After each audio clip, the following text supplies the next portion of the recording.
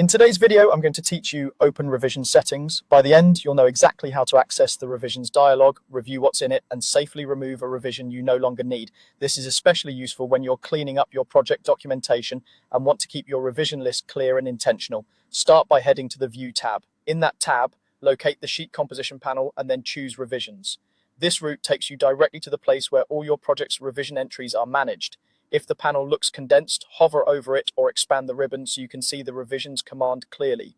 The revisions dialog opens and displays a table of every revision currently defined in your project. You'll typically see sequence numbers, dates, descriptions, and other properties that help you identify each entry. Take a moment to scan this list. This is where you verify you're working with the correct item before taking any action. Look for the revision you intend to remove and confirm details like the description or date so you don't delete the wrong one. Once you've identified the correct entry, highlight that specific revision. Selecting it ensures the next action applies to the right row. If you're working in a large project, this is a good time to double check again. Accuracy matters here since revisions can be referenced on sheets and may influence tags or schedules.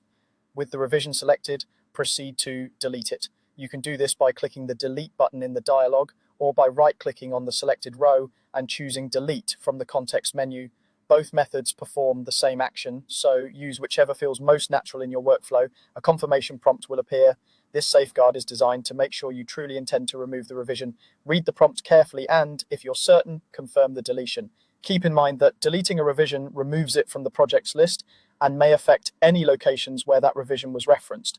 If you're unsure, consider noting the revision details before confirming. And that's it. You opened the revisions dialog from the View tab, review